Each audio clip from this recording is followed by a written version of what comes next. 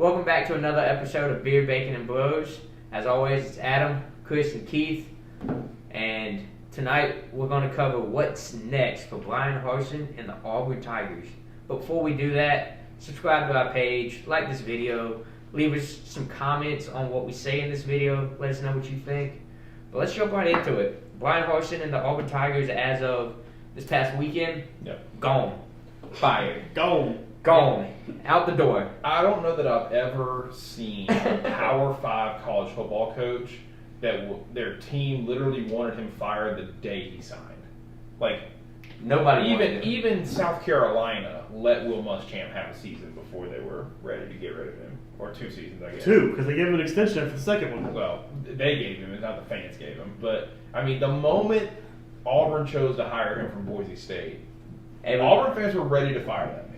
He was already on the hot seat. He was already on the hot seat. I mean, he just needed to make one mistake and it was over. So y'all want to he made like 8. Oh, he made plenty of mistakes. Y'all probably aren't as in-depth in what's available in the college football world. Bryan Harsin, obviously a West Coast guy. I take that back. He was at Arkansas State, then he was at Boise State. So he needs to go back. He does need to go back to the West Coast. Some names that are already interested in him: Colorado and Arizona State. After fighting, Herm Edwards. Yeah. Colorado State is possibly the worst team in college football if it's not Northwestern. So they're like 1-6 or 1-7. Definitely going to get rid of their coach. Haven't had a whole lot of success in Colorado in quite a while. I mean, when they were in the Big 12, they were pretty decent, and obviously they got a great tradition with the what is the mascot's name? Bison? Buffalo. Yeah, he's a bison, buffalo, whatever it is, but I can't remember what his name is. Anyways, great tradition with him running on the field and everything. You're talking about Colorado, not Colorado State? Yeah, Colorado. Okay. Yeah, because you said both of them for a second. Yeah? You said Colorado State. Anyway, yeah. Colorado. So Colorado State will be opening up soon too, so you might as well just get used to that name too. But I think for him, when you look at it, I would pick Arizona State if I'm picking between the two. Absolutely. Yeah. But I don't know if, obviously he may not have the choice of himself. I think it's interesting that 2 Power 5 programs are already interested in this guy. After everything that he's had. Yeah. His name was Ralphie, by the way. Ralphie, that's what it is. Yeah, it's a cool name. Mm-hmm. Ralphie the Bison. Bison. I thought it'd been something with a B. Yeah. But anyway, yeah. Ralphie the Buffalo. Anyway. Because they run him across the entire field, but yeah. Yeah. I'm surprised that a Power 5 is actually interested in him too, with all the hype or the backlash that he got in Auburn after only being there for a year and a half. So, I mean, if you're picking between Colorado and Arizona State, Arizona State, yeah. I think it's more of a established place. They have more players, they have more talent. I think he can probably recruit better down there than up in Colorado. Yeah, he went 69-19 in 7 seasons at Boise State. Probably led the Broncos to 3 Mountain West championships and a Fiesta Bowl win. Probably should have stayed. Should have stayed in that realm of teams. Yeah. Led Arkansas State to a Sun Belt championship as well. So I think coming in, his resume looks really good for Auburn. Like this could be a good guy. Next thing you know, it's just been downhill since. And like you're saying, since he got hired, everybody was just looking for the one mistake, just anything for the fans to be like, yeah, we need to get rid of this guy. And I think, like you said, a year, and now you're 6 games into the season, and you're not looking great. You hadn't produced what the fans want to see. And so now the school has finally listened to the masses, and of course, let him walk. Okay. Speaking of the school and the masses, we're just going to go ahead and move on to Auburn.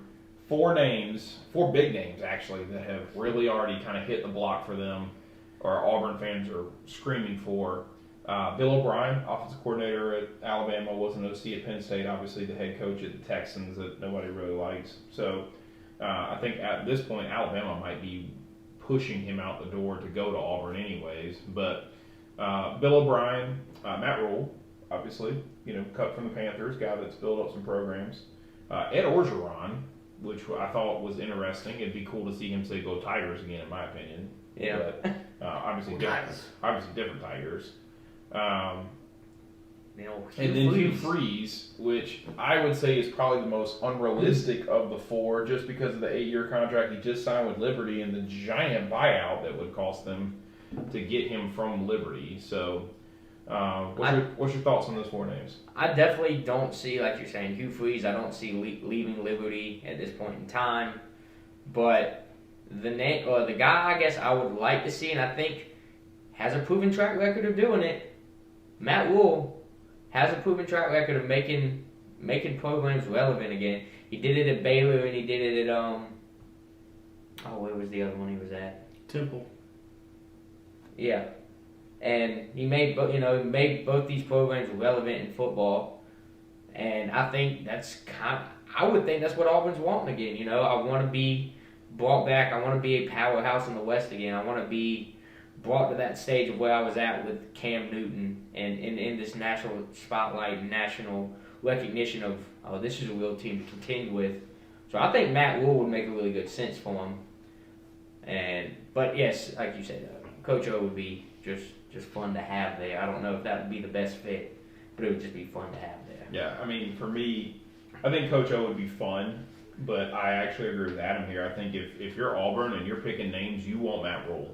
I mean, the way he built up Temple, the way he built up Baylor, the guy's an excellent program builder at the college level. Had really no business going to the NFL, in my opinion. But none of them ever do. Well, I mean, Josh Heupel's in for some NFL jobs, so I'd love to see him leave Tennessee, in my opinion. But I think I'm with Adam. You're probably not going to get Hugh Freeze, even though I'm reading an article about how he has a friendly buyout for a Power 5 school. But we'll see about that. And he's got another fully guaranteed contract too. Yeah, so I think that Matt Rule makes the most sense for someone that's going to be able to build that Auburn program back up. Yeah, I would say it would be between Coach O and Matt Rule, with obviously them wanting Rule over Coach O, but I could see Coach O doing it too. I don't think he was ready to get out of LSU. I think it was kind of like, we don't want you here anymore. All right, so let me toss this up to y'all. This is completely off the wall here. If and when Nick Saban retires, probably in the next 3 to 4 years, in my opinion, does Alabama want to go get Lane Kiffin or do they want to get Dabo Swinney? Dabo. Who do they want to get? I mean, they're going to get one of the two, probably. Lane Kiffin makes the most sense, but Dabo will be the one to go. I would want Lane Kiffin, but I think they're going to go get the hometown boy in Dabo. And I think that's a hard bullet for Clemson fans to bite, but I think it's going to happen. But I think in 5 years, Dabo's not there anymore. Yeah, it might not even be 5. Yeah. Wow. Okay. Any other thoughts? No. All right. Well, hit us in the comments. Let us know who you think is the right person to replace Bryan Harsin at Auburn, and let us know if you think Bryan Harsin's going somewhere else in the two names that we mentioned. As always, we appreciate you. Like, comment, subscribe.